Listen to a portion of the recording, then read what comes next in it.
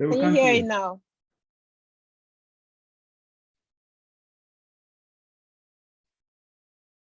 I'll be starting a webinar. So it is 5:05 p.m. We shall be starting our webinar. So welcome everyone to today's webinar organized by 237 Development Professionals. Today's webinar is on pathways to becoming a United Nations volunteer. My name is Dr. Judwin So. I'm a pediatrician based in the United Kingdom, and I'm very humbled to be your moderator for today. First, we should start with a few housekeeping rules. So for those of you, for everyone attending, the webinar is it's live, it's currently happening live, and it's gonna be recorded and will be live streamed on our various platforms, so our YouTube channel, Facebook page, and the links to these will be shared in the chat section. I shall ask all attendees to stay muted, and I'm very aware that people are itchy to ask questions, but please use the Q&A chat, the Q&A box to ask all your questions, because if you put them in the chat section, then you get missed. At the end of the webinar, our panelists will be very pleased to take all the questions. Use the chat box, however, for all comments, and we can all have a lovely chat. So, what is 237 Professionals? 237 Professionals, Development Professionals, was founded in August 2020 by a group of Cameroonians in the development sector. And our main aim was to give back to Cameroon in a little way, and so to support our colleagues and those interested in joining this section to grow. What do? We coach and we mentor the young, pushing them in the right career path. And we also support those with NGOs in Cameroon in teaching them or helping them learn how to fundraise. We support job seekers in their job searches, with their CVs, with their motivational letters, with development and interviews. And we also help build networks so we can support each other to grow and develop in our various careers. We support those who wish to join the development sector. And we're all about networking and giving back, which is the main theme of the seminar today. We help those who need to climb by sending them back to the lift. And we help those who wish to cross by not burning the bridges. For today's webinar, we have three interesting panelists. So we have John Foster Moyo, we have Ms. Shu Divine Mambone, and we have Kitio Eric Ndaku, who are all joining us from places around the world. And we have myself, who's your moderator, joining from Fuerteventura in the Canary Islands. So our first panelist is John. May I kindly ask John to start preparing his screen? So John Moyo is a PhD candidate in education, leadership, and policy. John has spent the last 14 years working in broad areas of programming and coordination, partnership building and management, stakeholder capacity building, and education. His fields of interest include programs relating to gender-based violence, girls' education, and women empowerment. And he has worked with various organizations, including UNDP and United Nations World Food Programme. He currently serves as program analyst responsible for the coordination of the UNV field unit in Malawi. John, I think with that introduction, everyone is very keen to hear from you. So I'll ask you to kindly take over the screen and tell us all about joining the UN and as a UN volunteer. Thank you. Thank you so much, Dr. Jadwin. I will now share my screen. I want to introduce myself because Dr. Jadwin has already introduced me. So I'll just go straight to the presentation. So as you have heard from the moderator of this webinar, the title for the webinar is How to Become a United Nations Volunteer. So That's the broad topic that we're discussing tonight. But specifically, we'll be looking at items such as an overview of the UNV program, volunteer categories, who can become a UNV, how to become a UNV, but we'll also be looking at how we can maximize chances of being selected to become a UN volunteer. So I'll start with an overview of the UNV program. This is a UN program that was established by the UN General Assembly in 1970. It is administered by the UNDP. The UNV program has been growing over the years, but especially over the past 50 years, we have seen the UNV growing in terms of size and spread of its mandate, results, as well as the activities. Through this kind of growth, UNV has become operational in 2 key areas, but 3 domains. The first key area is that of promoting volunteerism, while the second key area is volunteer mobilization.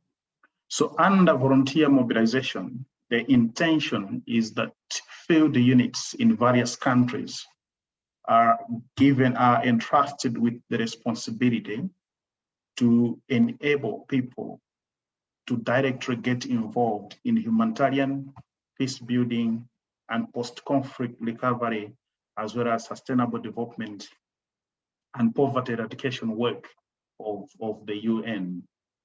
Under the second pillar of the dual mission that UNV has, which is the promotion of volunteerism, there are 2 aspects.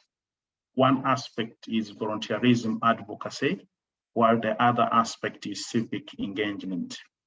So this is done through integrating volunteerism across policy, legislation, and programming. But at the same time, it is also done through delivering on internationally agreed development goals, including the SDGs. Like I said, it is growing. It has been growing over the past 50 years. The growth is not just in terms of its contribution to SDGs, but also the number of people getting involved as volunteers. So I'll share with you the statistics for the just ended year 2021, where UNV had registered a total number of 10,920 volunteers globally. These were coming from 160 territories of assignments, and they were engaged with 56 UN entities. Out of the 10,920 UN volunteers, 1,166 were COVID-19 related assignments. In terms of continental splitting or regional splitting, the West and Central Africa ranked highly in 2021 and had a total of 3,037 UNVs. Then followed the East and Southern African region. This had the 2,279 UNVs, followed by the Latin America and the Caribbean with a total of 1,929. And then Asia and the Pacific, 1,671. The Arab states, 1,364, and Europe and CIS, 671 UN volunteers. Out of the 10,920 volunteers, 4,526 were international UNVs, while 6,424 were national UNVs. I'll explain these 2 concepts, international versus national volunteers. The average age of the volunteers in 2021 was 34 years. And then 9,287 were from the Global South, while 5,839 were women. So that's the story of UNV by 2021 in terms of numbers. Let me go to volunteer categories. Broadly, there are 4 UN volunteer categories. We have the national UN volunteer category. Then there is the international UNV volunteer category, online volunteers, and UN community volunteers. National UN volunteers, these are citizens of a particular country and willing to work within that country as volunteers. And as a result, they are quick to deploy because they are already in place and they need not travel. They have an advantage of local languages and cultural know-how, and they are also resident permit holders. International volunteers, these are individuals, specialists who are not citizens of a country in which they intend or they are volunteering, but they have specialized knowledge. So through that specialized knowledge, they are able to share or to transfer that knowledge to their counterparts in the duty station, which is away from their home. So they can also be looked at as being mentors for local solutions. Since these are internationals, they are required to travel, and because they are required to travel, they have to go through visa protocols and the like. So compared to national UNVs, these are not quick to deploy. But noting those difficulties sometimes, these can start remotely. So there is that provision that they can start remotely, but after some time, they still have to travel to their duty station. Online volunteers, these are based anywhere in the world. They are not required to travel. They can work from their homes. They can take up assignments within their countries or indeed outside their countries. So these are instantly recruited online. They are location neutral, and there is no cost associated with the online volunteering. And if someone wants to become an online volunteer, then they have to be digitally savvy. UN community volunteers, these are already on the ground, but they are locals living in their communities. They can be engaged wherever they live.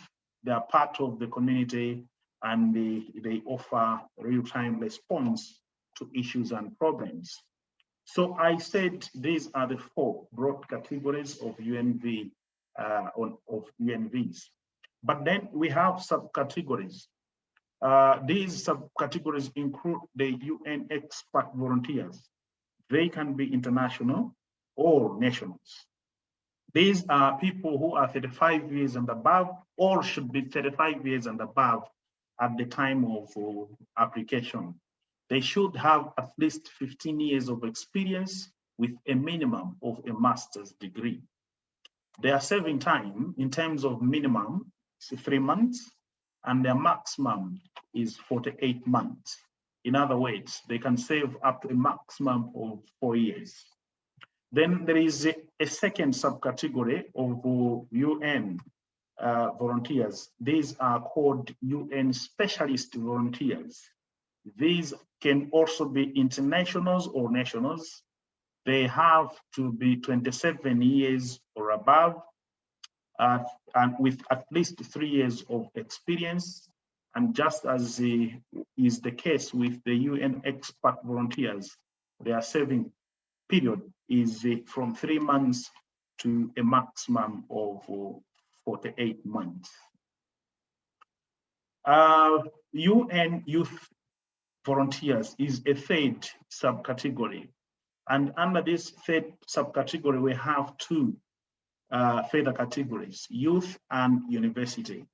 So under youth, they can be international or national, but they have to meet this qualification in terms of age. They should be between 18 to 26, no less than 18, not more than 26.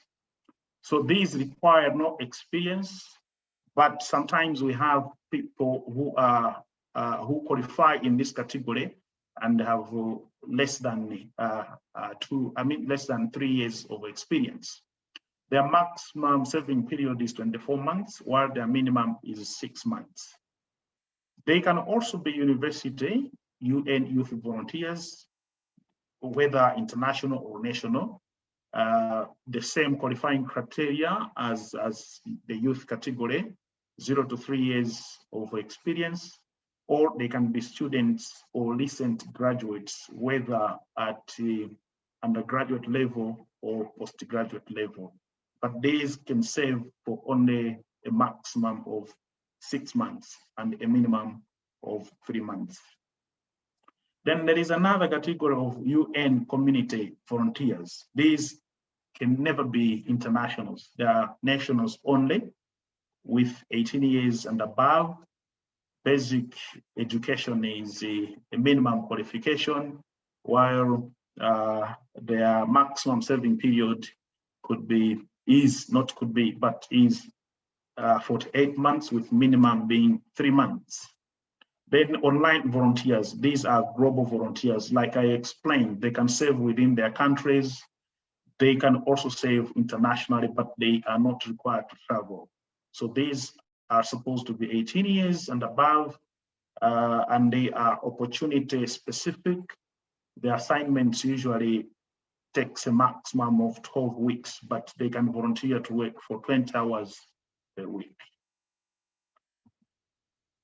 Minimum requirements to become a UNV. So there is that thing of minimum age. I've already explained it. So if you are to serve as an international UN volunteer, the minimum age is 18 years. However, there are specific requirements for various categories, including UN youth volunteers, university volunteers, who must be aged between 18 and 26. UN volunteer specialists and the UN volunteer specialists should be at least 27 years old, while the UN expert volunteers must be 35 years of age. There may also be requirements of relevant professional and academic experience, as well as language proficiency. This is to say, if, for example, I'm interested to volunteer in Cameroon and I am from Malawi, if French is the official language in Cameroon, there might be a requirement that those wanting to volunteer in Cameroon should have working knowledge of French. So candidates must make sure that they meet that kind of requirement. If I'm interested to volunteer in Zambia, where English is the official language, then English becomes a requirement. So prospective UNVs are encouraged to refer to the description of assignments for the UN volunteer assignment for which they are interested and they intend to apply, and make sure that they meet this minimum requirement. All UN volunteers must display a commitment to the values and principles of volunteerism, as well as the mandated activities of the UN and the UN Charter. And they should have an ability to work in a multicultural environment with local partners and communities. They should also be prepared to adjust to difficult living conditions in sometimes remote locations. UN volunteers should be professionals with strong interpersonal and organizational skills. The very key question that gathers us here this evening, how to become a UNV. So UNV assignments are advertised on our unified volunteering platform. I'll stop this slide and then I'll open this link so that you can see the UVP, Unified Volunteering Platform.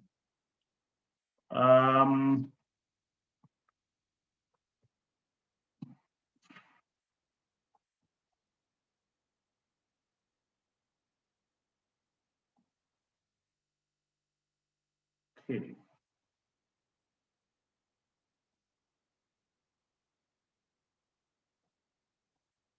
Okay, so what you are seeing here is what we call the Unified Volunteer Platform.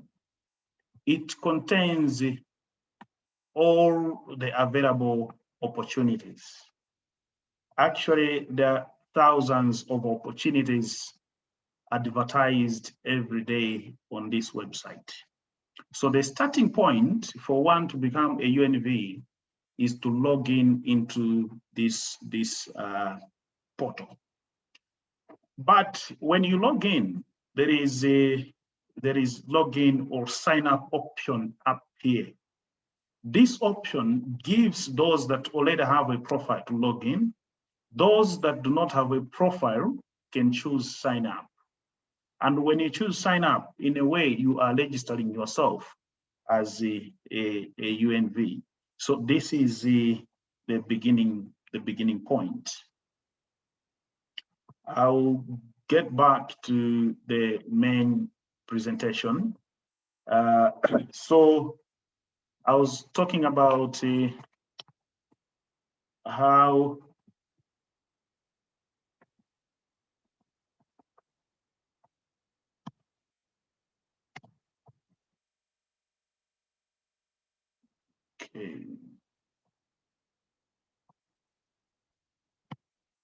yeah, so in order to apply for assignments, candidates need to register in our global talent pool. Like I've already demonstrated, you can register through the Unified Volunteering Platform. The registration process follows a few simple steps, all of which must be completed before you can apply for either on-site or online volunteering assignments. You can update your UNV profile at any time, and you should access it at least once every year to keep it active. So my advice would be, whenever you see an opportunity that matches your profile, make sure that you log in, update your profile before you apply to a position. So I've already shared this link. I've already shown you how you can register. Recruitment process at a glance.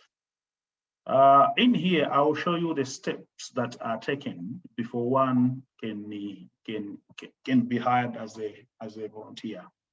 So the first step is that host entity. When we talk of host entity, we're looking at UN entities. So a host entity creates a description of assignment and submits it to UNV with confirmation of funds. So if this assignment, for example, is in Malawi, then what it means is a UN agency in Malawi will create a description of assignment. This UN agency might be UNICEF or UNDP, and they will submit it to UNV with confirmation of funds. The second step is the UNV sources candidates, and with the help of artificial intelligence prepares a short list of the candidates. So what happens at this stage is that all applicants are recorded, applications are recorded in UVP, but there are various tables within UVP. There is a table of applied candidates. Then there is a table of shortlisted candidates and submitted candidates or withdrawn candidates. So what happens is that when you apply, when you submit your application, The system, through use of artificial intelligence, prepares a long list. And then UNV recruiters will go into the system, pick up 5 or 6 people who then get shortlisted for that position. Stage 3 is where host entity assesses shortlisted candidates. So those that have been shortlisted by UNV are sent to host entity. It could be UNICEF or UNDP, or indeed any other UN organization. And then host entity conducts interviews, or they can do a desk-based review of the CVs. Interviews can be either oral or written or both. Then host entity shares the outcome of the selection process with UNV. That's stage 4. And then stage 5 is the UNV making an offer to preferred candidates through a conditional letter of appointment. And then stage number 6 is where a candidate accepts the letter of appointment and completes pre-departure formalities. Finally, host entity prepares for the arrival of the volunteer. So these are the steps, 7 steps at a glance in terms of recruitment process. Entitlements for an international UNV. There are a number of entitlements that international UNVs have. For example, they have what we call settling in grant, which is calculated on the duration of assignment and is paid at the beginning of the assignment. It is split actually into 2, 50% pre-departure and then 50% after departure, first month of volunteering in the duty station. Then they receive what we call a volunteer living allowance. Volunteers do not receive a salary. They receive a volunteer living allowance. And this is intended to cover basic living expenses, and the VRA is paid monthly. They are also supported with travel on appointment and at the end of the assignment, since they're coming from a different location other than their home. They have life, health, and permanent disability insurance. They have annual leave. They accumulate 2.5 days every month. And they also get resettlement allowance calculated based on the duration of assignment, which is paid upon satisfactory completion of their assignments. So that's it in terms of entitlements for an international UNV. You can actually calculate these entitlements using an entitlement calculator, and I will show you the entitlement calculator. There is a link which I've just clicked, and that link contains an entitlement calculator. So the calculator looks like this. So if, for example, I'll pick Afghanistan as a country, and in duty station in Afghanistan, I'll pick any of those, and then we are looking at the international UNV specialist here, and then here there is a question dependence or without dependence. Dependence here we are looking at either your wife and your biological children. So when you click here, get results, it will produce the results. It will give you the entitlements that you may have as a UNV.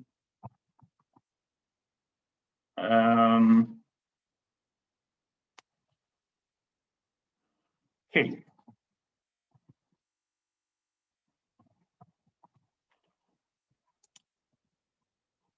So how can one maximize consideration chances? One, it is essential to keep in mind that legislation in the UNV Global Talent does not guarantee a volunteer opportunity. or a volunteer assignment. Because sometimes we think that once we have created a profile in UVP, then automatically you become a volunteer. It doesn't work that way, because it's a highly competitive process. We receive thousands and thousands of applications, and each application is assessed based on what our United Nations system partners have established as the basic or specific needs and requirements. So it simply means if you are to make it, then you have to make a very good application. You need to have a very good CV, and you have to be updating it time and again. What we do when we look at the profiles, we seek a close match between the applicant's profiles and the host organization's needs when screening the applications.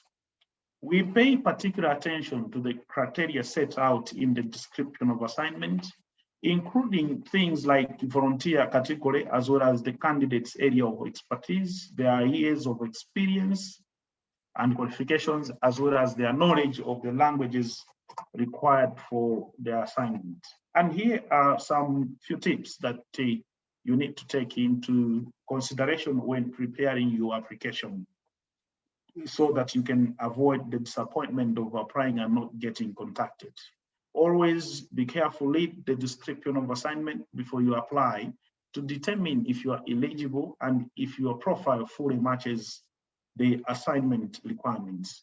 Keep your UNV profile up to date. Don't use the same standard for every application. Make sure that your UNV profile is updated and matches the criteria set out in the door.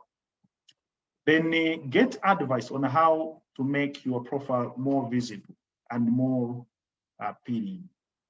And in coming this far, I end my presentation. Over to you, our moderator, Dr. Jadwin. Thank you so much, John. That was an excellent bit. I mean, I learned so much, because a lot of us, we hear about UNV, but, we don't know exactly the various categories. So, myself at 6 years ago, I'd applied for UNV role, and I actually got chosen to work in Niger. But then I really wanted to get back to clinical work. So I came back which is why I decided to stay in the UK. But, I wasn't aware that there were so many subgroups. So that was really useful. Thank you so much. I think you've more than met our expectations. And I think by now everyone is salivating. Myself, I'm like, I need to get back to updating my UNV profile and trying to get back that UNV job. So well done, and thank you so much. So our next presenter, is going to be Eric. So just one moment.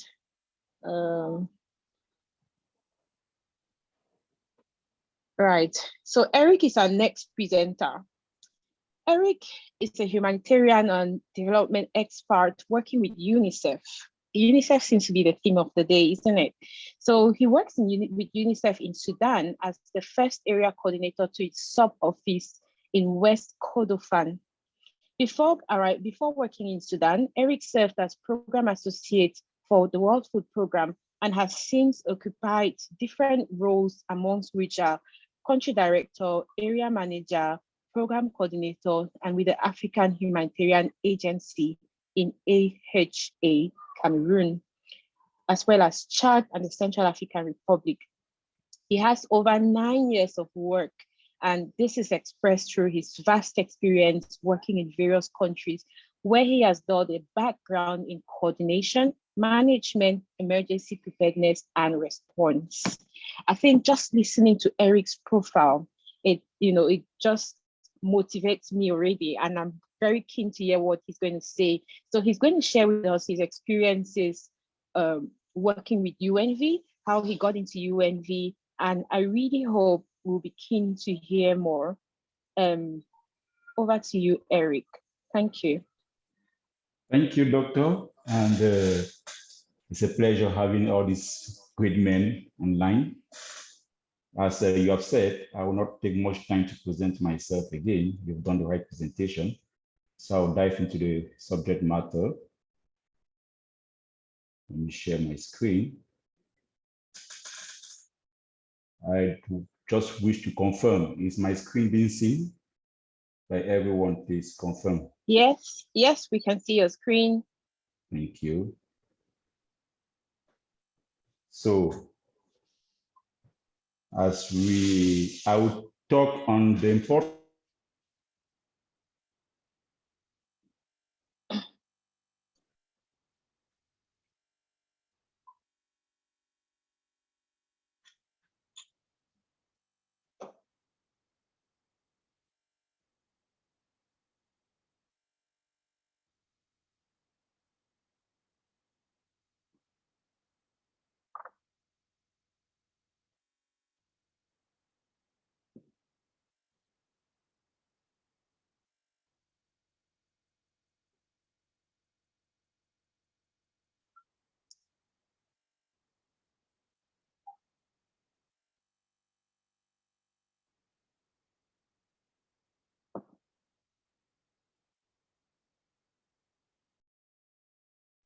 Okay, I think we may have lost Eric for a bit, but while Eric is trying to find his way back in, can everyone hear me? Can anyone just indicate if they can hear me talk? Yes, I can hear you. Excellent. Yeah, so while Eric is trying to get in, so Okay. I'll just, oh, excellent, we've got him back. Back. Is that Eric? Excellent, Yes, I'll I'm let you back. carry on. Okay, thank you. Sorry for that. Sorry for that. You know, man make machines, the machine fails man. Exactly. So I was saying my agenda will be divided into 4: motivation for volunteering, why should we volunteer, some volunteering tasks, and pillars of volunteerism, and maybe the challenges. So, it's on somewhere. Let's see how some issues. I don't know where the issues are coming from. Can somebody help to go to the next slide? If you're getting me, please.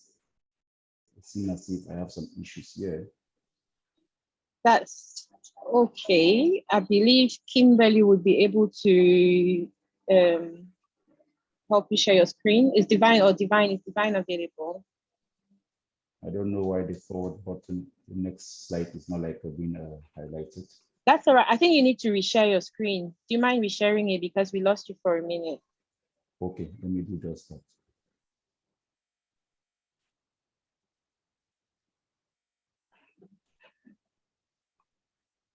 Thank you, Eric.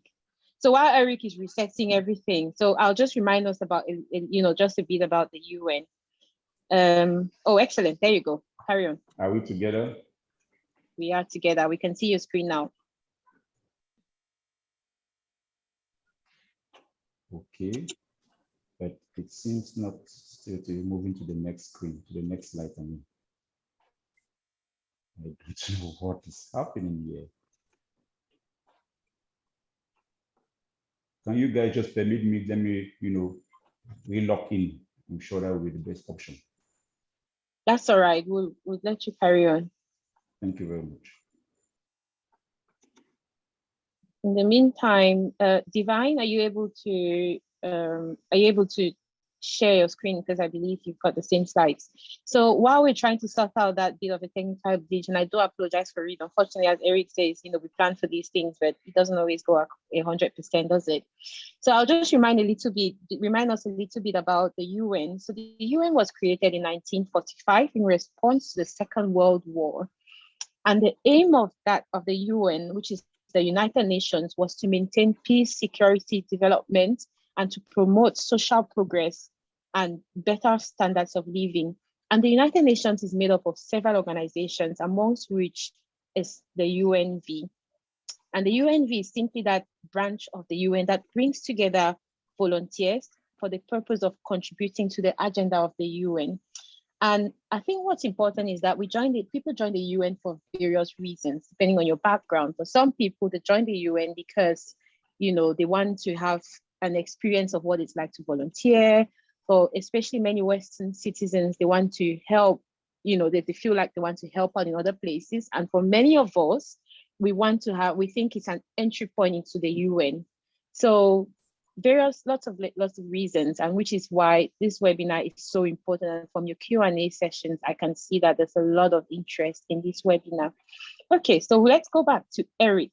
Eric, are you able to now just move your slides just to make sure we're moving in the right direction? Excellent, so we can see you. Over to you then. Oh, thank you. Thank you. Finally, we've gotten it.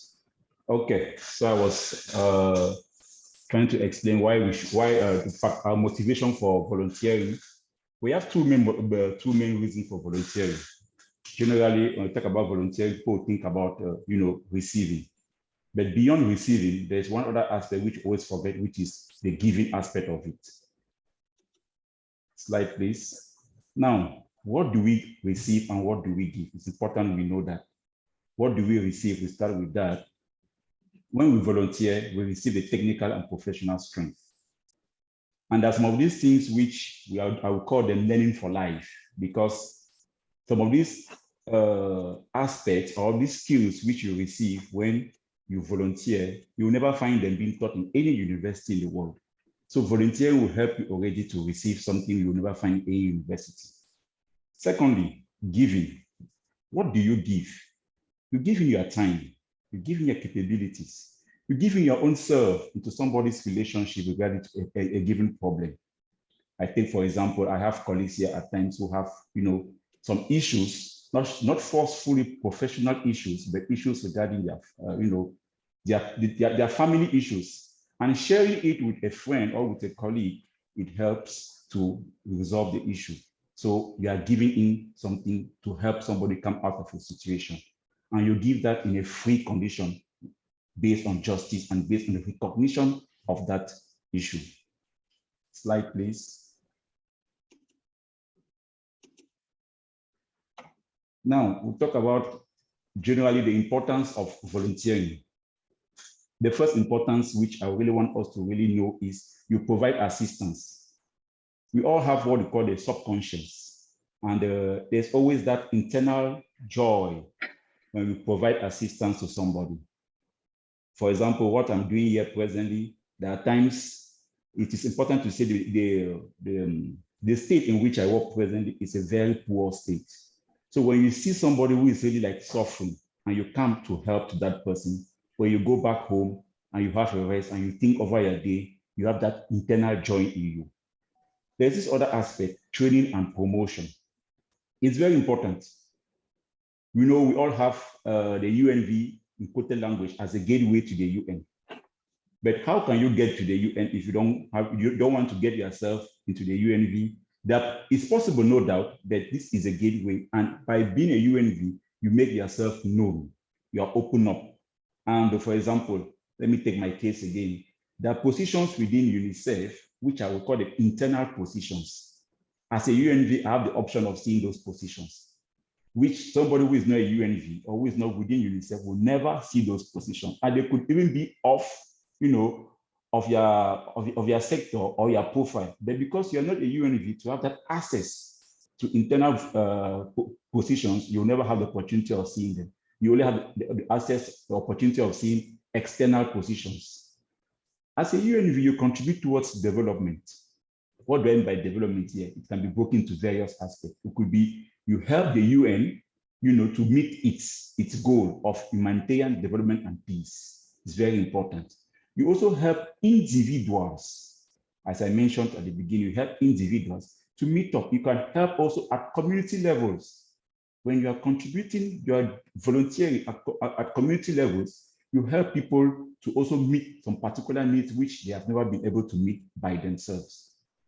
You heard the first speaker talk about allowance. As a UNV, you earn a living. It permits you to have an allowance that we cannot, we cannot bypass that. It helps you to earn a living because, by the way, if you don't have this position, you may not have another thing to do. So the little you have as a UNV, it helps, put food on your table and take care of your family. Above all, as a UNV, you build and or strengthen networks. This is something I always refer to because the world today is built on networking. Networking. I always insist on that. You never know who is that person who opened the door for you. You don't know where to meet that person. He must not be behind your door or behind your compound or your neighbor. Could be somebody elsewhere. Imagine you travel, let me take a clear example. You travel from Yaoundé to Garoua for a UNV position. And while in Garoua, you meet somebody who says, your profile is interesting. I would like to get your CV for a position in Garoua, for example. Had it been you did not move up to Garoua, you wouldn't have met that person and you will not have that job. So it helped to build network. And the network here must not be limited only to professional network. Let's also take that into consideration. It can be social networking and many other things. As a UNV, you learn new skills, cultures, and languages. Personally, presently, I'm learning the Arabic language because I'm in Sudan.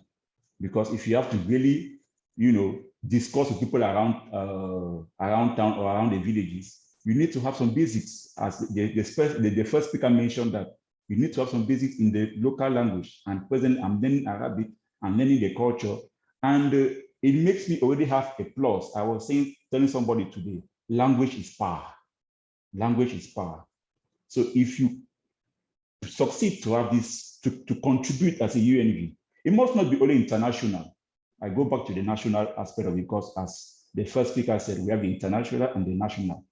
If you live, for example, Bamenda, and you travel over to, I think again, for example, you go to the south, let's say Bolova. At the end of your, maybe say 3 or 48 months, you may learn 1 or 2 things in the local language, which could be an opening for a better position somewhere. At times, they'll ask you, they need you to know the local language for this position. That will open new doors. And I would always like to say volunteering can be on-site or online. The first speaker mentioned that. I just wanted to, to highlight on that again. Slide, please. So now I would just like to talk on some prominent volunteering tasks, which is divided into 2. We have those within the UN or the NGO system and those out of the UN and the NGO system. We have administration and finance. Many people are always been, this is one of the 4 areas of tasks within the UN, for example, and NGOs. Administration and finance. We have project and program development and management. We have fundraising. We have communication awareness and community engagement. So already, if you see a profile that rhymes with any of these sectors, you can now start thinking on how to, go to the platform and get yourself build a positive or an impactful profile over there.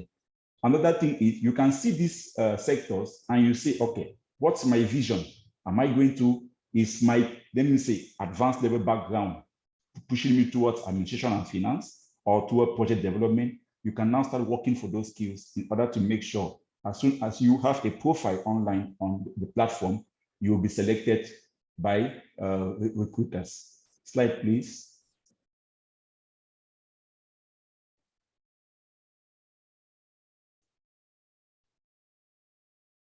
Yes, we also have, as I said, volunteering activities or tasks which are outside the UN or the NGO system. We have community activities. For example, how many times have you gone out to clean the road in your quarters or in your village, to help in constructing a bridge in your village? How many times have you done that? If you contribute in that, you are doing something great. You are bringing an impact to your community. We have the teaching. Teaching is also something that can be very interesting in volunteering in. It could be formal or informal.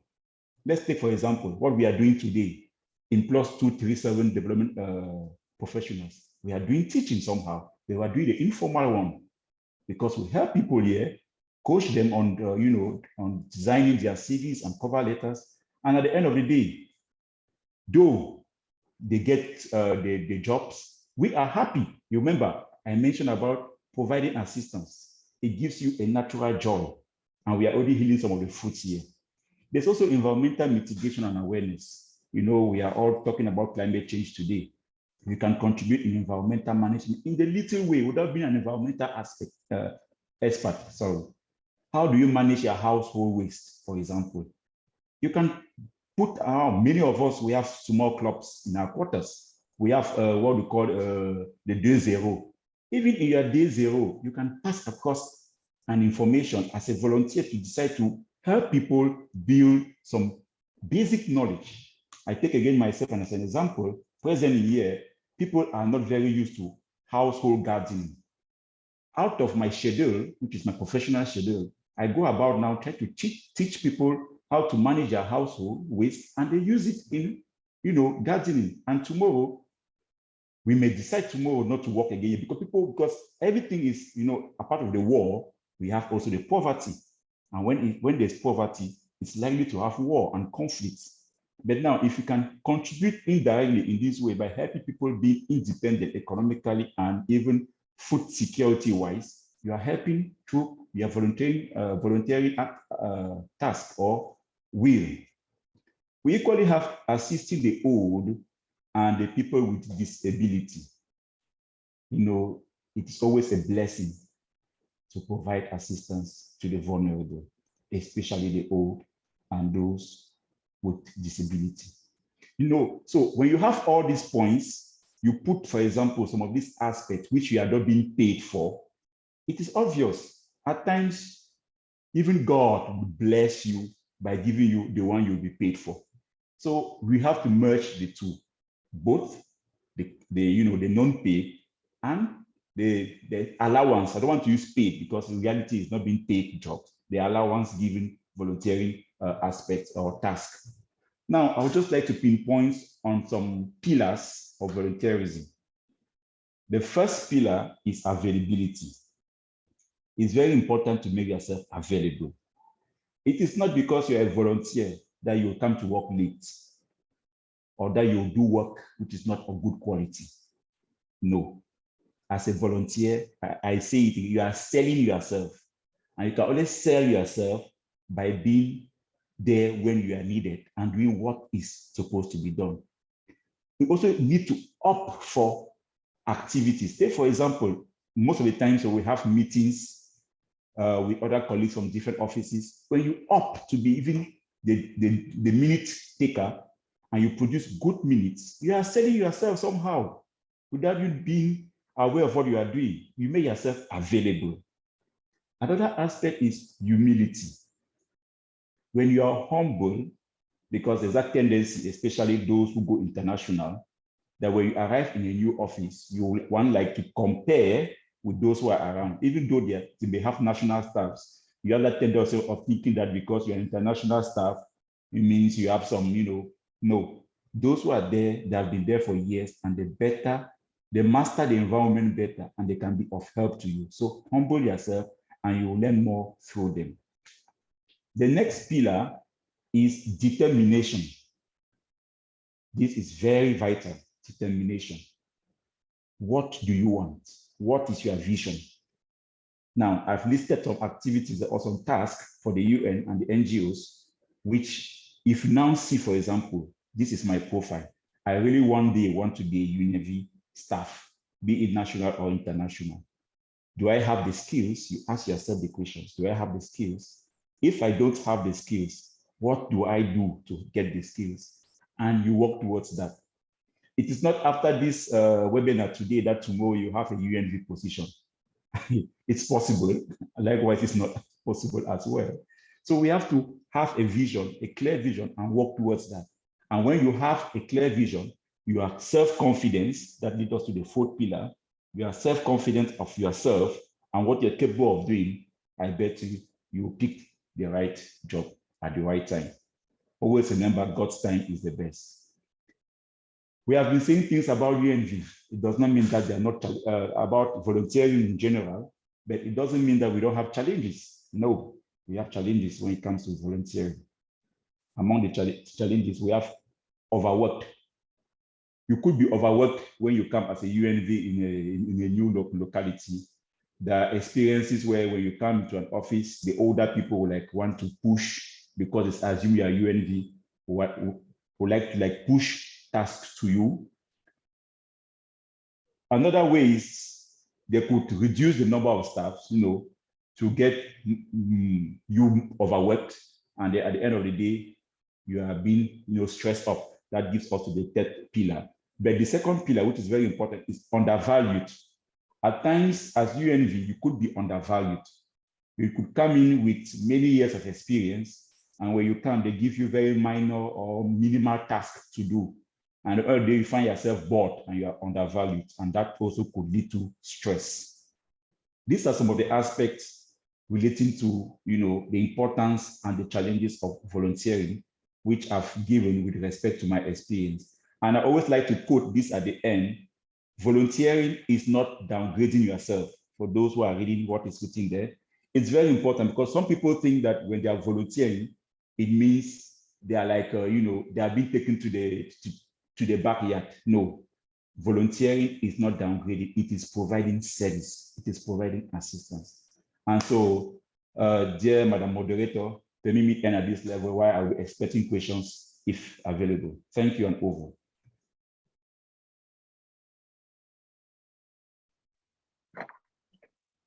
Oh my God, that was such an excellent presentation. I mean, if anything, everyone takes home the fact that you need to be available, you need to be humble, you need to be self-confident, and you need to be determined. And that's my take-home message. That's what I've learned from here, from listening to you talk, Eric. That was so amazing. The volunteering, I always say, is something that we as Africans, it's not really part of our culture. A lot of people do it in the West, like I said earlier, for various reasons. But, as you rightly said, Eric, it starts from our communities, from doing things for people around us, and, not necessarily for people who have families or people we expect, from whom we expect in return, but just doing things to help society progress. And we really, really need to have that mentoring or that volunteering mindset. And anything can be volunteer. You can volunteer in literally anything, whether it's mentoring people, whether it's, just cleaning your neighborhood, that helping the elderly shop, and I know startups that have been started in that manner. So well done, Eric, and thank you so much. So we will be hearing from Ms. Divine Mambone. So Divine is a friend of mine. I worked with her about 8 years ago. We worked together in the clinic. I was just starting out my career as a doctor, and she was starting out as a nurse. And today, Divine has become a public health expert, and she's got over 8 years of experience in the international NGO world, in various NGOs as well, and in grassroots organizations. And she's very passionate about health system strengthening, in particular, ensuring access to healthcare in hard to reach communities. She currently serves as UN volunteer in health system strengthening with UNICEF Malawi. And Divine is going to tell us about her pathway to volunteering. Thank you so much, Divine. Over to you. Thank you very much, Dr. Judine, for that very interesting introduction. I also wish to seize the opportunity to thank my fellow panelists. They have laid a very solid foundation on which I'm going to build the presentation I'm doing right away. So I'm going to use excerpts from the first two presentations to narrate my experience, with the hopes of illustrating how we can use the important tips that have been set here today to intentionally and strategically position ourselves to be that preferred candidate. Remember the word preferred candidate. John Moyo mentioned this as the final phase of selection from UNV, preferred candidate. So we have heard from John and from Eric that various things that we can volunteer in and how we are eligible or how we can be eligible for volunteering. I'm sure we are all excited, and like Dr. Judin said, we just want this webinar to go to an end so that we can jumpstart the creating the UVP profiles and just sending applications as soon as possible. But I want us to take the pause, think. Let's dive into some of the reasons we want to become volunteer. I'm going to use that with my experiences so that we think through the process of why we really want to volunteer, so that at the end of the day, when we are volunteering, we are sure that this is what we are going in for. So of course, several reasons have been mentioned by two panelists. We already have our strong reasons in our minds. I'll just use, for the sake of time, three main reasons we all put forward, and we talk on that. The first reason, which usually comes to any of us, that being a United Nations volunteer is an opportunity for us to enrich both our personal and professional experience. This sounds so ethically sound, okay? But the first thing we should stop and ask ourselves, do I have a defined career path? And if yes, do I have the skills and the required knowledge and certifications for me to occupy a position in that career path? When we define this has been labeled over and over by both panelists. When we define that career path, we know very well that this is what I want to do. For example, those who know me very closely know I have a number of master's degrees. And in the beginning, I just kept telling myself, oh, I want to widen my scope. Oh, I want to increase my chances. That is a clear indication of someone who does not know what he or she wants to do.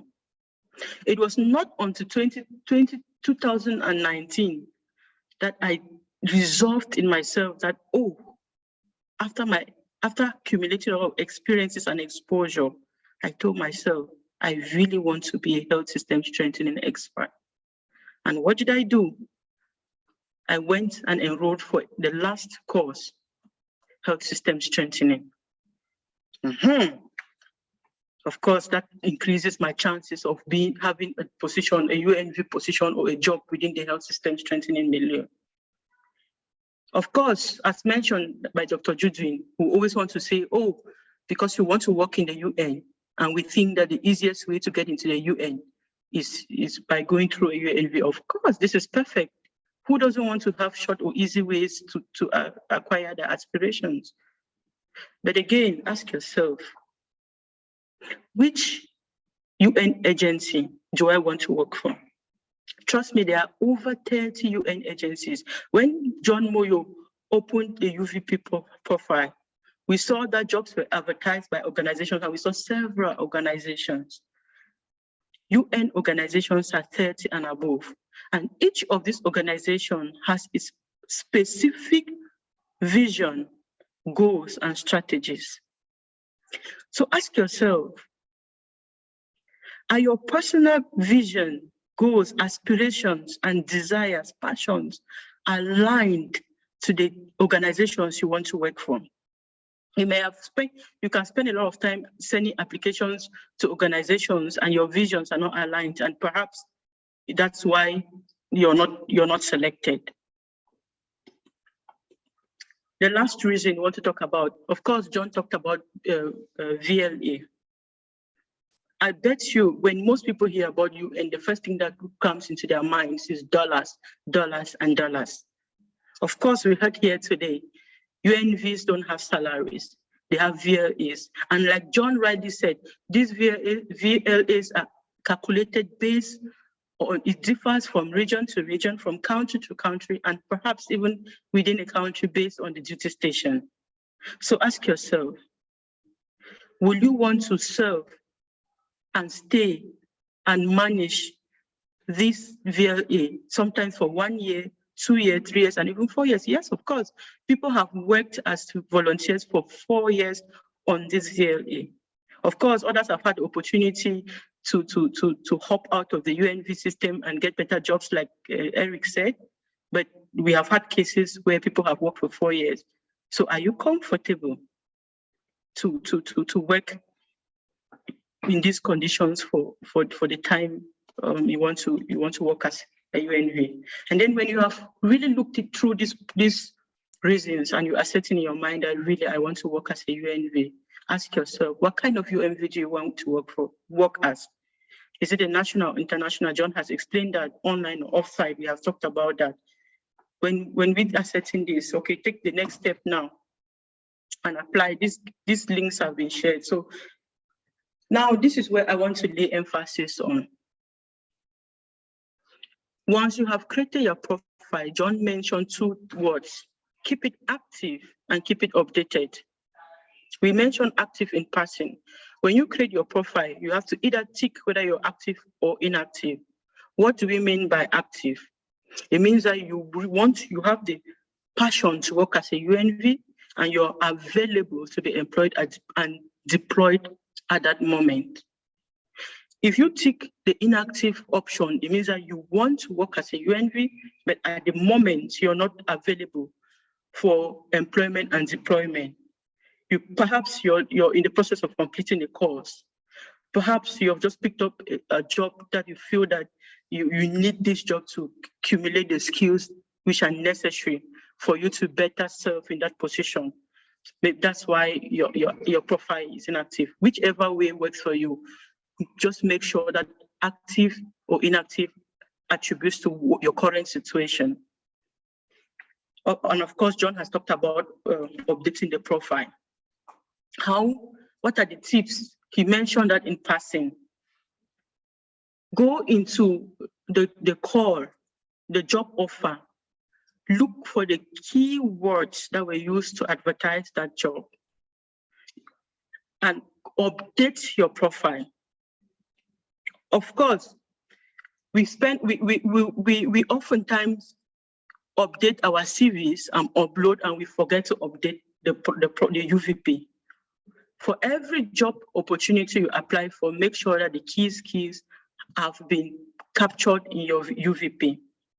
And this will go back to the first thing I mentioned. If you have defined your career path, your profile will not be changing drastically every time. You will just be adding keywords to it. The pitfall of you changing your UVP drastically is that, let's say in an event where UNV has started the selection and you have just changed your profile, you will not be eligible. Remember, John said it is in artificial intelligence, which means that the machine selects the keywords that are best fit for the job that has been offered. The last thing I want to talk about is that when you have been selected, 2 things can either happen. On your profile, either the organization or either UNV writes on your UVP that you are a potential candidate. Are you the question they're going to ask you, are you still interested in this position? And if your response is yes, they ask you, when do you think you're going to be available? And they're going to give you a time period within which you will respond to this. The second thing that can happen is that an email can be sent to you telling you that your profile has been forwarded to the host organization, like John said, and you should expect feedback from the host organization. So let me use my experience to illustrate what happens in these processes. I heard about UNV in 2015, very excited about it. I went, at that time it was not a UVP, it was a UNV on profile. So I created a profile. Time and again, I will go into the system and apply for jobs. Sometimes I will skip months and years, but I will go there every now and then and apply for positions. I was updating my CV, but I was not updating the profile. Then when I came back in 2019 with my certificate in health system strengthening, by head count, someone I had worked in the past was excited that I was back, and she was she called and referred me for a position or as a program coordinator in a malaria program. As excited as I was, I accepted. I went for interviews and I was offered the job, and I almost signed a contract. Then I got talking to my mentors, 3 mentors, and all 3 mentors asked me a question: are you sure You have a defined career path. Do you even know what you want to do in life? Then I got thinking. And then I realized, oh, malaria is programs. And I said I wanted to be a health system strengthening expert.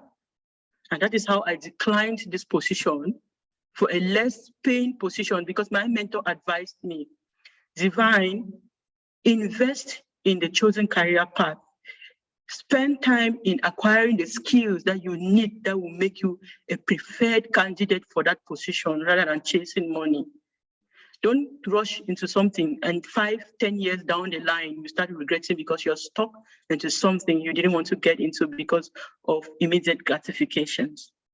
And that is how I declined this job, took a far less paid job, used that time, acquired the skills, and trust me, this job had everything I needed in terms of skill match, in terms of prospects for career progression and financial growth.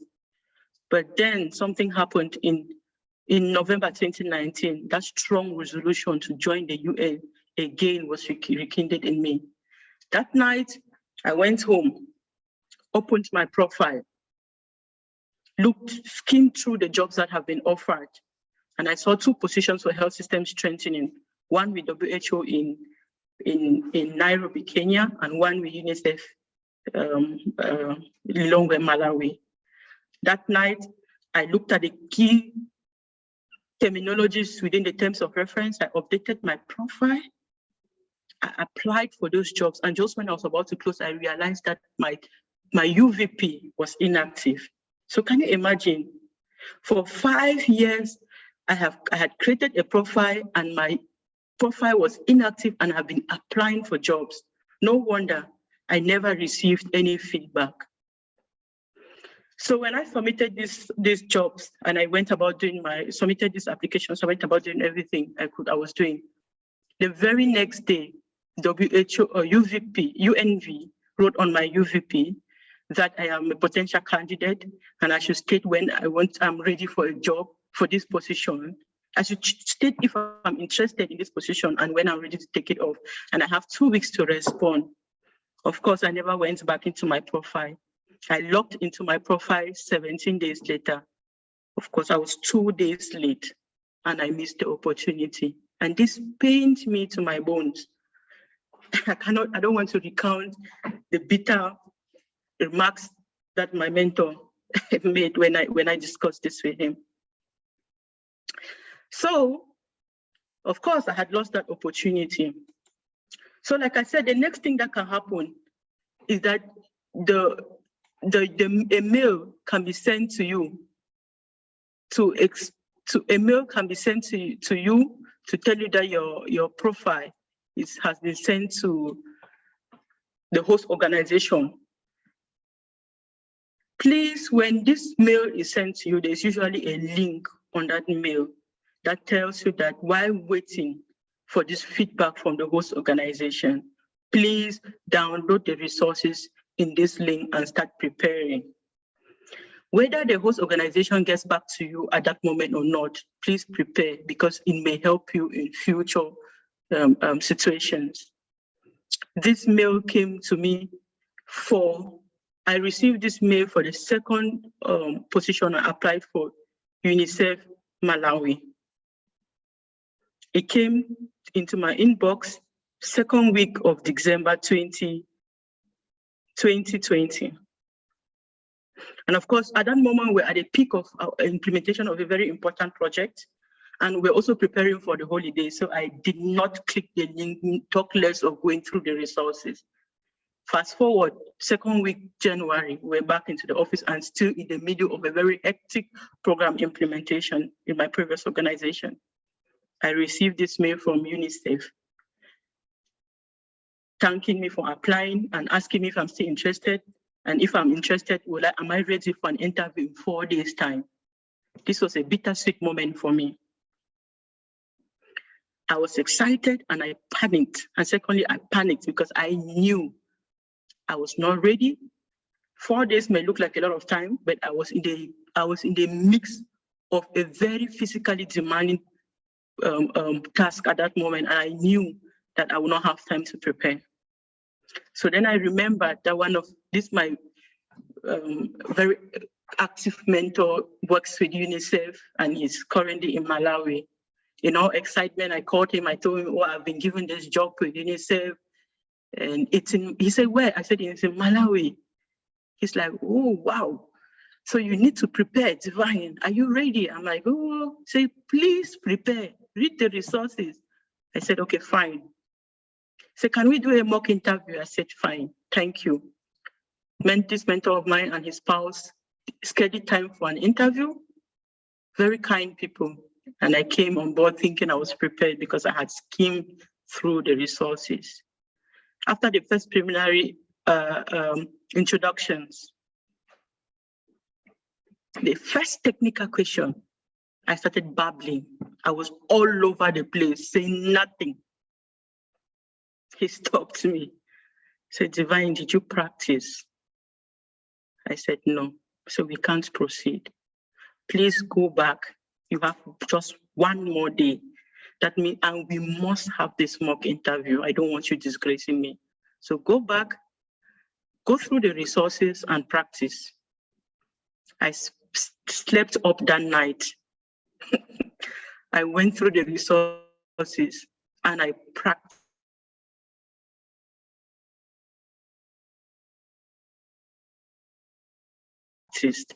And when I started talking, I talked.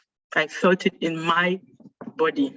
I was very coherent. At the end of the interview, he said, well, if this is how you're going to do your interview, I am rest assured you will get it. You're excellent. So I went for the interview and trust you, I aced the interview. So all this is to explain to you that you need to go through those resources in that link.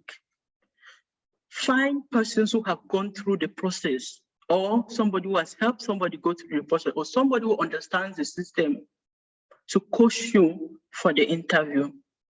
Sometimes these persons may be busy, trust me, but just look for another person who is available and willing to coach you. And of course, we cannot overemphasize on the importance of practice and practicing. And then after the interview, or when you are doing the interview, if you know that you are prepared, like we have just illustrated, just relax. Know that you are giving the best you can give. There's nothing more you can offer. Relax.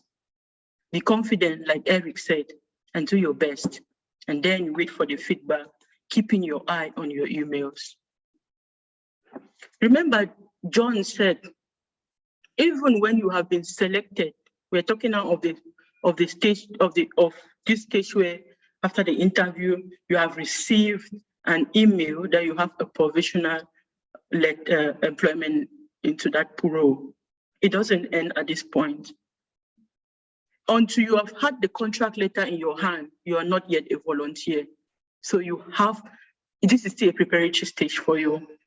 The onboarding is still preparatory. People have lost UNV positions during the onboarding stage. So it is still a preparatory phase. So what can you be doing during this period? Immediately after the interview, you can send a follow-up email just to thank them for the interview process, or to ask them for clarifications if there were some things you didn't understand. This tells your host organization or your supervisor that you're really available, you're enthusiastic, and you're committed in this role for which you're applying. Again, the last things you want to do is to find out if there are persons who are living within this country or have lived within this country you're going to, and make some very important inquiries in terms of the visa procedures, in terms of housing, in terms of transport, in terms of weather, in terms of food. Trust me, we are coming from different countries. As a UNV, in the country to which you're going to, you may, as a UNV, have advantages in terms of government houses, in terms of subsidized houses. You may not know unless you do these inquiries where ahead of time we should put you in an advantage position. You have to make inquiries of transport. For example, Malawi, Malawi doesn't have the routine or regular transportation systems like we have in Cameroon with the motorbikes and taxis everywhere. We have bicycles here. And given that as an international civil servant, you're not expected to stay within some areas. It therefore means that the availability of those bikes may not be really readily available. What that means is that you have to make provision for personal transportation. And if you don't know this well in time, it has implications in terms of finances, in terms of every other thing you can think of. And of course, the weather. Malawi, South Africa, you may be living in a very cool place and you have to be deployed to a very hot place and you don't know and you get shocked. I've lived in Europe before, but I didn't know that winter in Malawi is as cold as winter in Europe. So even when my mentor told me it gets really cold here, come prepared, I found myself in situations of less than 9 degrees wearing very, very light clothing. And I learned my lessons. You may be going to a country that does not have spices or foods that you cannot do with. So if you don't make these inquiries ahead of time, you may have a very miserable time there. So this is to say that all these prepared inquiries before deployment will help you to settle in smoothly in the country you're going to, which have ripple effects on your output as a UN volunteer. And let me summarize what I've been saying by reiterating the fact that you have to intentionally and strategically position yourself by taking into consideration all these tips that have been mentioned to be the preferred candidate for a UNV position. Thank you very much, and over.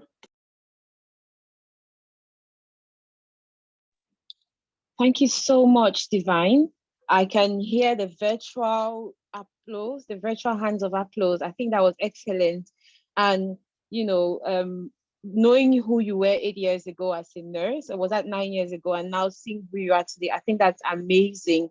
And your experience as well is quite interesting because, and I like the fact that you reiterated the same things that Eric previously mentioned in his talk, you know, about availability, you know, about enthusiasm and commitment, because regardless of what you do, that it's really, really important to have that or to showcase that in everything. And before we go to the Q&A from our attendees, Divine, I'd just like to ask you a really interesting question. You did mention about when you got called for the UNV interview and you had to let your supervisor at work know. I think that's something that most people are wary of doing. I mean, being in England, I would tell my boss, you know, I've got an interview to so-and-so place. But I think most people don't, and that's because I work for the NHS, which is a government institution. But most people wouldn't tell their boss. They'll find, you know, lots of dodgy ways. Not dodgy, I wouldn't call it dodgy, but they'll find lots of ways to go around it, to go around getting the interview day off, but telling their boss. So how did you navigate that? Did you feel like, oh, my boss is not going to want me to leave? They might be envious, you know, how did you feel about it? Hey, Judith, that's a very tricky question because like I mentioned, in my former job, I had prospects of career progression. In fact, my former boss had laid out my career progression for the next 3 years. So it took me, in fact, my mentor can tell you, it took me encouragement from my mentor, my friends, to summon the courage to meet my supervisor and explain what had, in fact, to be honest with you, I didn't tell him the full reasons for my leaving, you know? So because even when I gave the reasons I gave for leaving, he did everything possible to keep me. And because I was already looking for 5 years and the desire was UN, I had to go. Yeah, thank you. So that was quite easy. I'm happy for you anyway. It's good to know that you're in a happy place and you're going towards your goals. So Divine, if you followed closely to Divine's presentation, she mentioned a few tips about, you know, living as an expatriate abroad. And I think it's a really tricky place. I'm a Chevening scholar, and one of the questions in my interview, believe me or not, was, you know, what about the climate, the weather conditions, where I was going to, the culture and things like that. Those are really important to know. And if you'd like to learn more about it, there's a link that will be shared in one of the website of one of our members, of the 237 members. So she runs the website Passport Without Borders. So just kindly, someone's going to share the link. I would say go to the link and have a look. Right, now back to our Q&A quiz session. So as you know, so for anyone who's joined the webinar midway, if you have any questions, could you please put them in the Q&A session rather than the chat box, because otherwise they'll get missed, and that's how we'll pick them up. So some questions have already been answered, and I think we've got 15 unanswered questions. So I'll start with the first question by Azinwin Kwa. And I would like to direct the question to anyone who feels like they would like, any of our panelists who thinks they have something to contribute. How do you increase your profile visibility?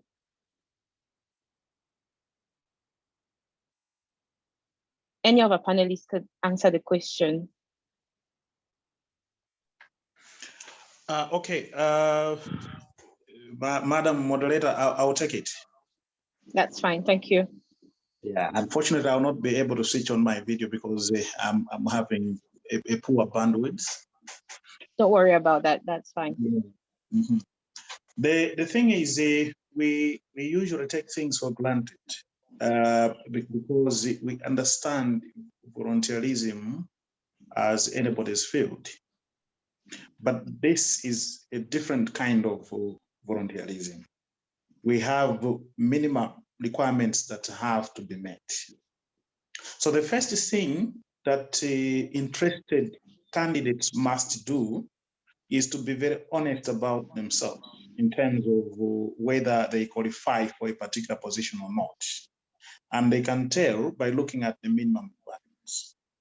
For example, if a description of assignment requires that one has a minimum of a bachelor's degree, and then we have a person who holds a diploma or less than a degree applying, automatically they will not be considered. There could be a requirement that maybe one should have a working knowledge of English, and then they do not have that kind of knowledge, they apply, they will not make it. So the first step is to be very realistic in terms of how we do self-assessment against an advertised position and the position we are interested in. The second thing, we have to do alignment between our profile and the description of assignment.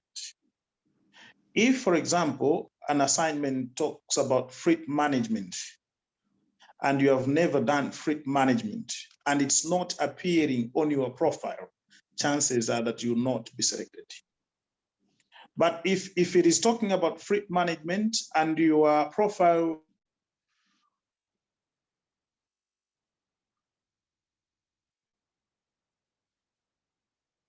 I think we may have lost. Oh, excellent. Rank you highly, and eventually you get shortlisted. So these are the basic things that we all need to remember whenever we are intending to make an application to the UNV program. Let's be realistic about ourselves in terms of whether we qualify or not. If we don't qualify, we don't have to apply. The second thing, make sure we align our profiles, in short, our CVs, with the required, the minimum requirements as described in the description of assignment. So that would be my quick take on your question. Thanks. Thank you so much, John. I think that was quite relevant. I think the only thing I may add, really, I know you said, if you don't qualify, do not apply. But personally, I've had experiences where I've applied for jobs that I don't qualify for and gotten them. So it doesn't hurt to apply is what I tell people. So just apply. You never know. Yes, you may, unless you may get, the most important thing is don't get discouraged, but be enthusiastic, be ambitious, and give it a go. And someone, so Veronica asked a question. So her question was, are there UNV opportunities specifically for people with disabilities? And that question has been answered already. I just thought I'll highlight it because I think that's really important, that we know that UNV is for everyone. So yes, there are not specifically not usually jobs for people with disabilities, but if you have a disability, it's always important to disclose this when you apply or when you accept your offer. So our next question, I'll direct that question to John. So when considering the entitlement calculation for dependents, why don't they consider the husband as a dependent? Because John only mentioned the wife as a dependent. I want to believe that it goes both ways. Am I correct? Yes, you are quite correct. A dependent could be a wife, could be a husband, and biological kids. Excellent. Another question by one of our anonymous attendees is, what kind of experience is required? I think you've already you've answered that question in your previous response. Am I right, John? Or is there anything you'd like to add on that? When you talk of experience, we are looking at relevant experience. And the experience in terms of years. If a description of assignment says you should have a minimum of 3 years, then try as much as possible to meet that requirement. So it's in 2 ways: relevant experience in terms of the real professional work that you have done, and then the number of years. Okay, thank you. And just again regarding the question of disabilities, when there's a question from from Mark Ashu Favor. So the question was to John. So thank you so much, John. What specifically do disabilities mean? Could someone with eye problems say they have disabilities? Because I got confused on that part when creating my UNV profile. I believe a disability is, if you think you have disability, it's always important to mention, and you're better off over mentioning than under mentioning. And if you're applying for a job,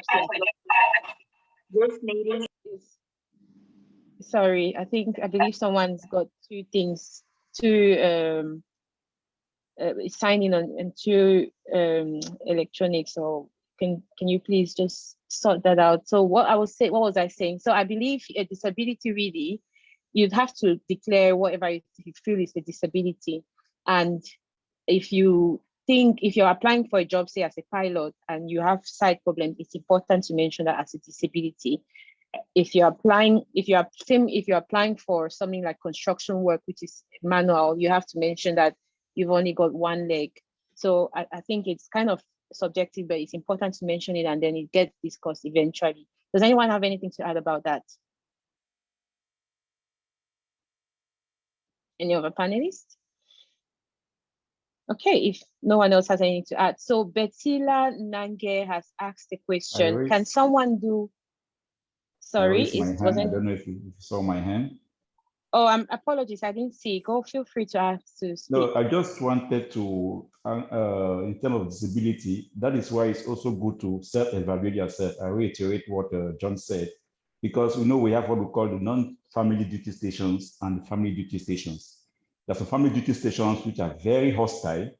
And if your disability, for example, is that you have problems with your legs, where there are moments which you have to run because of maybe bullet shooting and whatsoever, it's very important to evaluate yourself and then know what type of disability you can manage in what area. Just that, that addition, please. Thank you. Excellent. Thank you. So the next question by Betila Nange: can someone do 2 UN assignments at a time? Are we being a bit greedy here? Who's able to answer the question, guys? I think so. He or she has further precised, for example, an online and an on-site UNV assignment at the same time. Yes, if we consider it in that way, then it's possible. You can be an on-site volunteer, but at the same time an online volunteer. It's possible, but it's not possible to be a volunteer in Malawi at the same time in Cameroon. Exactly, I completely agree. Yeah, that's good to know. And would you have to declare it? Is there somewhere where they're interlinked? Is that something you'd have to declare? Yeah, if there is that conflict of interest, then you have to declare. We have a form where you declare. So you get assessed, and then you are given feedback in terms of whether you can continue or not. Okay, that's helpful. I think this is more of a comment from Ade Harrison. So I have an existing UNV active account, but I'm a specialist in aviation with 7+ years, and which may fall in UNHAS. I rarely see openings in that section. Any comments about that? I think if I can come in, I know he's talking about Yes, UNHAS. UNHAS is WFP who is managing that. And okay. just to let him know that it all depends on the host agency. If the host agency is not in need of somebody in that domain, they may not, they will not have the necessity of looking for a UNV person or that domain. But what I would advise the participant not to limit him or herself only to UNV. With the number of experience, the years of experiences he has, he can also, exploit the normal WFP website for vacancies. Thank you. Thank you, Eric. So a question from Dorian. So, and specifically to John. So what are the tips to increase your CV visibility since the system uses AI? I think I'll be repeating the answer. Yes, I think you've answered that before. Yeah, the secret is to align the profile with the description of assignment. And when aligning, make sure that you are using the very same terms that have been used in the description of assignment. Yes. Because what the artificial intelligence does is to lead your profile and match it with what is contained in the description of assignment. So if you are using similar terms as used in the description of assignment, then chances are high that the AI will pick you and will rank you highly. Thank you. Thank you. Annie Carroll has asked a question. So thanks for the training, which provides us with many pieces of advice. How could we get in touch with people in the recruitment process? And this question is to Divine. The other concern is that the link shared when someone is in the recruitment process that asks for a password and we don't have it. I suppose that would be to John. Can you come up with the question again? I didn't get the first part of it. So the first part of it is to Divine. She's wondering how we could get in touch with people in the recruitment process. I believe that's referring to the interviewers or the agency people, whoever's the recruiter. So let me say something before maybe John can step in or Eric. The people, you can only, the people who are actually concerned for your specific recruitment, you really cannot get in touch with them unless they contact you and scheduling an interview. Maybe this person is mixing up with what I said about getting somebody who has done an interview before to coach you. What I mean is check within your network. This is why, remember, Eric said it is very important for you to build a network, whether it's a professional network or it's a social network. So check within your network. Someone within your network may have gone through the interview process with UNV, or someone within that network who may have helped someone go through the interview process. These persons are in a better position to help you or to coach you for this process. Thank you. Thank you, Divine. Are you able to answer the next question, John? I think it's regarding a link you shared. I mean, if it's a bit confusing, so I suppose you no, pass. I think when before a password, that means that you have to sign up. Remember, John said there are two things. You have to first of all sign up, that is creating a profile, so that the next time you're entering in is requesting for those credentials in terms of password and in terms of username. So if you create a profile, please record your username and your password, because every time you want to log in, you have to enter this these credentials. Okay, but in case, thank you.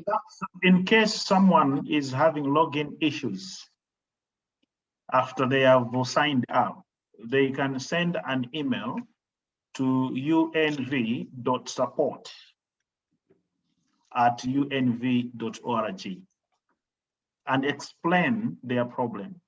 They will be assisted accordingly. Excellent. Thank you, John. So, Awumu Sanga asked the question, how can I be a UNV and what are the requirements? I think I'll pass on that question because I believe that's what this webinar has been on. And so if you came midway and you didn't follow the webinar from the start, could you please follow our Facebook page? That will be 237 Development Professionals, or the recording is going to be made available on YouTube. So thank you. The next question, I believe, so that's from Ndungla Marita.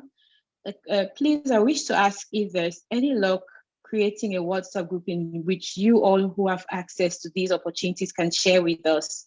Yes, there is. Could you please follow us on our Facebook page, like I've said, and you will get lots of resources. We also have a WhatsApp group, which I believe is limited. So, but you can get in touch with us through our Facebook page and we can share more of those opportunities.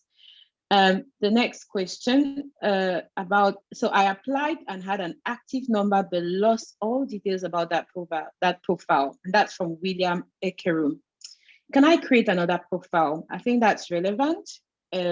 John, Eric, Divine, anyone able to answer that question? If you are using the same email address that you used before, then it won't be possible. You can only request for support if in case you've forgotten your password. But if you want to come up with a new profile, then definitely you have to use a different email address. Okay. Can I add something? Do. Can I add something there? Remember, we mentioned that UNV profile kind of migrated. At first, we had the UNV, and then we had the online. There were two separate profiles. So sometime last year, they merged these two portals and formed the UVP. So people were asked you have to migrate as well. So some people think that their information is lost because they've been trying to, maybe they had old profiles in the old UNV portal. Yeah. Yes. So you need to remember your credentials, then log in and follow the link to migrate to the UVP. You may find that your information is still in the system.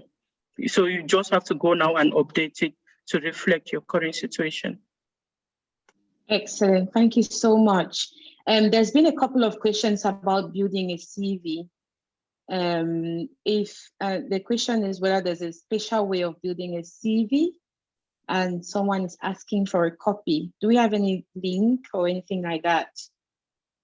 Maybe I just come in to say I will still direct the person to our Facebook site because we had a webinar on the creating, elaborating or designing cover letters and curriculum vitaes.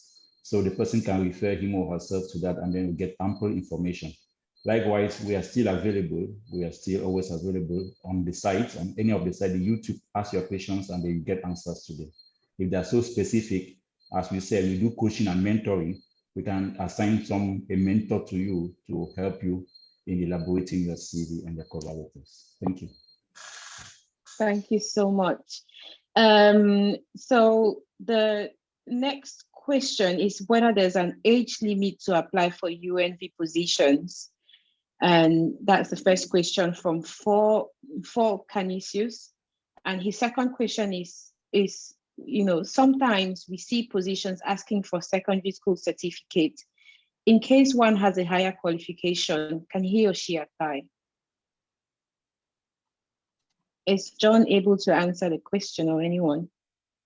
Yes. The minimum is 18 years. The maximum is 65 years. Those that are 65 years and above are almost retiring as per UN policy, so they cannot be considered for such opportunities. Okay. The other question was on what? I think I may have Tiga's answered. Where is it?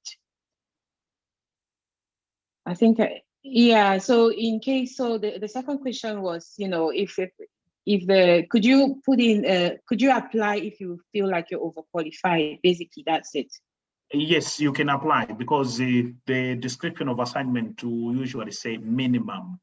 So for example, if they say one should have a primary school certificate and they have a degree, then they have an advantage. So provided you meet the minimum, you can apply, even if you think you overqualify because of your certificate. Okay, thank you. So the next question, so that's from Ade Harrison. I applied for a job with World Food Program as a flight follower in Yaoundé. I got accepted. I did an interview and a written assessment and passed. And then they sent me an email that I'll be on the roster. I thought posts are for available jobs. That's a good question. And I think John has touched, the speakers have all touched through that, but is anyone able to highlight again, please?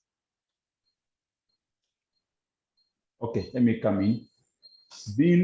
John mentioned about the global pool or the roster whatsoever. You could be in the global pool, the roster is not a guarantee of having a job, but already it's a step ahead or forward over those who have never applied or gone in for any test. Because there are some positions where they need somebody immediate, where they don't have time to go through the recruitment process. So in that situation, you go into the roster and select the best candidate, who of course, the profile rhymes with, with the position. So being there, as I said, is not a guarantee. And I'll encourage the partner not to, to limit him or herself to that roster, but to keep on applying. Because as Divine also mentioned, you can have an offer letter, and unless you have already arrived at the duty station, you have not been guaranteed the position. So you have to keep on making sure you have everything on place, on decks, to make sure you make yourself a full staff or whatsoever related to the position. So let the participant somehow forget about that position. I don't know how long it has been, because after a while you may feel discouraged. You should not feel discouraged. Remember, I mentioned about determination and self-confidence. So if you know that you are capable, you can still make it in other positions. Thank you. That's really important to know. Thank you. And can I just remind everyone attending this meeting that the meeting is going to be shared on our Facebook page, YouTube channels, and we've got a Twitter handle. It's 237DEV Pro. Please go follow our pages and tweet and share. So our next question is from Cyprian Ego. So please, it's regarding disabilities. And I think, like I said earlier, disabilities are something that we don't touch very much on. So the question is, if the UNV makes some reasonable adjustments or advantages to volunteers with disabilities. And I believe the question has been answered and touched on as well previously. So some duty posts may not be suitable for people with certain types of disabilities, as from, I think that was Eric who responded. But also, it's like most international NGOs, that's as Hortense has replied, people live with disabilities. So they tend to make some form of allowance for people with disabilities. So if you have a disability, please don't feel discriminated. It's the job of the organizations to make some adjustments for you. So please go ahead and apply. Another question from Joy. Does anyone have anything else to add? Or I heard some murmuring. If no, so Joy eBay has asked the question, what are examples of tasks given to UNV? So I suppose any of the panelists can answer, because I think we've all been to apply, so we kind of have an idea. Yeah, task given to you, the first thing you have to maybe glance through is your job description, because in reality, the job description says it all. It is true, when you come down to the field, it depends on the discussion between you and your supervisor. And it is very important you be frank with your supervisor that you are here to learn, because as I said, you may be undervalued and you are given some type of minor tasks to carry, which really do not help you grow. So it's always important to really have a frank discussion with your supervisor and to really bring him to like respect the job description, your TOR, terms of reference you have, because it is based on terms of reference that at times you are motivated for a particular position. And when you come down to the on the ground and it is not what you expect, you get disappointed. So the tasks all are being outlined in your job description. I take my example. I'm an area coordinator. As an area coordinator, I do coordination. I do programmatic overview of all programs in the sub area, within the sub office. I represent UNICEF. In fact, I'm the representative of UNICEF here in the state. So every meeting, strategic meetings that have to do with government and other agencies, I represent UNICEF. I'm also in charge of monitoring all the projects, be it programmatic, as I said, and financial monitoring. And also oversight, I make sure I am in charge of the security of both assets and the staff within the office. So just to make us understand that even as UNV, we think that, as I said, you should not feel downgraded. You have great responsibilities at times, which at times, personally, when I saw that when I was applying, I was like, wow, how can they give a UNV, an area coordinator? But it's possible, because it means you have the skills. They look if somebody who has the skills to really carry out that activity. And many other different people have different tasks and responsibilities based on their job description and a frank discussion with their supervisors. Thank you. Maybe John can add. Does John have anything to add? I think that would be very helpful. I think it's very clear. I don't have any addition. Okay, thank you so much. The next question. So Limunge Norbert has asked for some clarification. So if I see a job description, go ahead, modify my profile to suit this job description. I presume you have a pre-existing profile already. Does that increase my chances for that particular job, or would the AI only consider my previous profile? The procedure should be you update your profile first before you apply. If in case you have applied and later on you realize that you needed to update your CV or your profile, then the best that you can do is to withdraw the application, update the profile, and reapply. Within the time limit, very important, because if it's beyond the time limit, it will not be of any purpose. Okay, yeah, that's excellent. And a question from Fongan Consola. So I'm a public teacher with 8 years of experience and counting. What are my chances of getting a UNV job? The reason I asked this question, I picked on this question was because I think we have so many teachers with so much potential. So can anyone able to answer the question? Okay, let me try, and I'm sure the co-panelists may also chip in something. You have all the chances. Already, you are a teacher, which means you have a background in education. And taking UNICEF as a lead for education, UNICEF is an opening for you. WFP equally through their school feeding programs. When you go through the profile, they say somebody with a master's in education.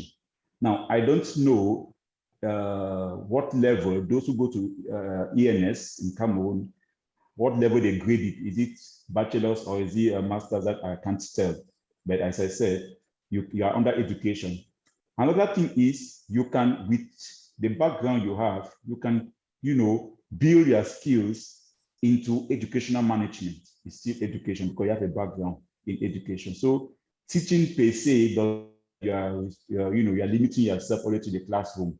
I know many people who have left the classroom and are now managing educational projects because you even have your better place. For me, I think you're a better place because you have a mastery of what it's all about education by teaching the children already. You know their needs, their difficulties, and you can better know how to fill those gaps.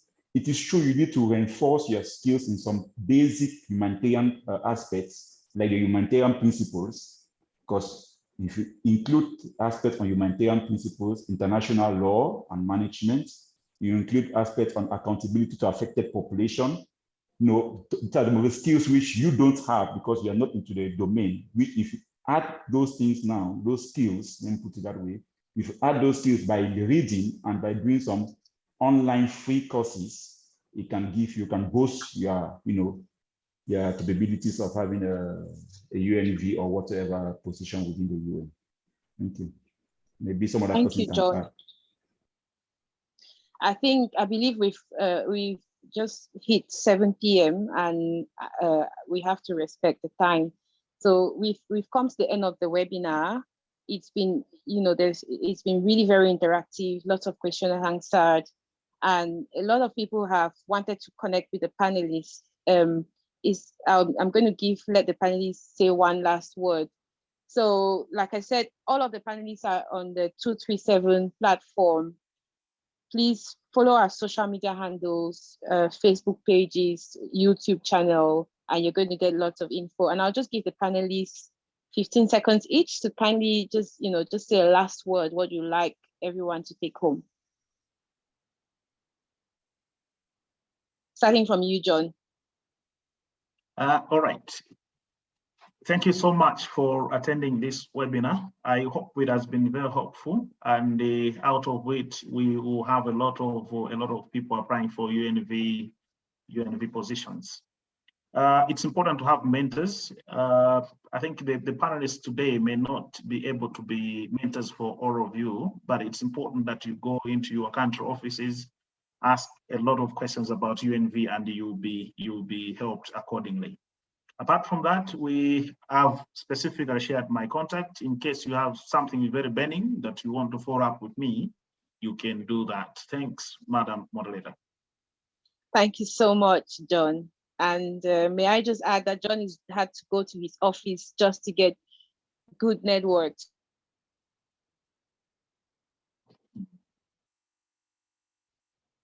And Eric, anything to add? Any last words?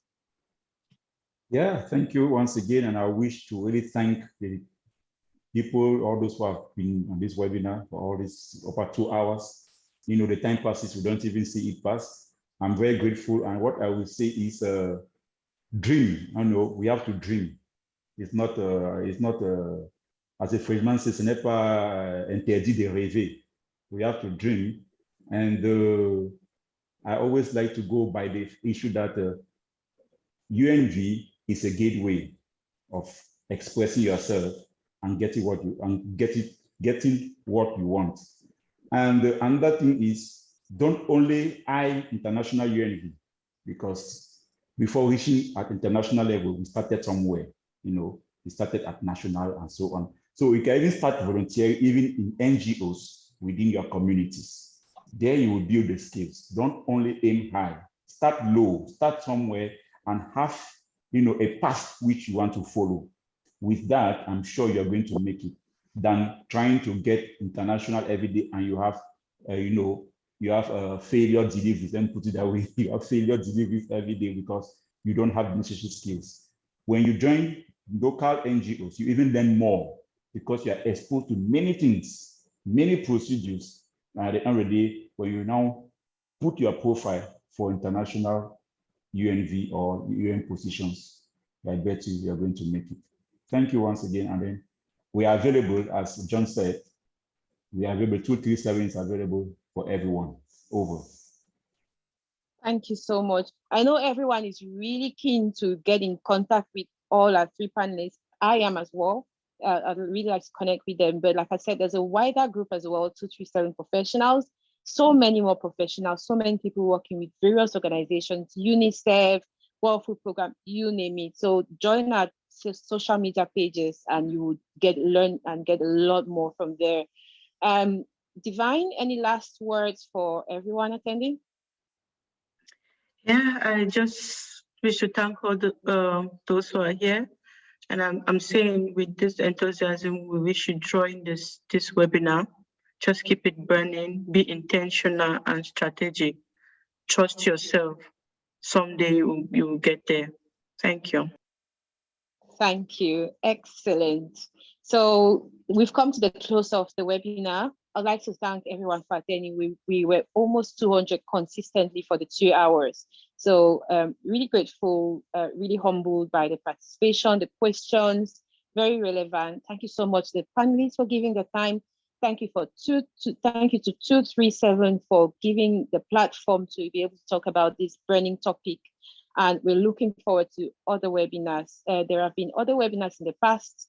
Please, like I said, go to our YouTube, like, subscribe, share, and keep in touch.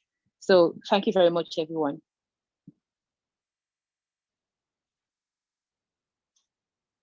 Can I just ask the panelists to all stay for a debrief?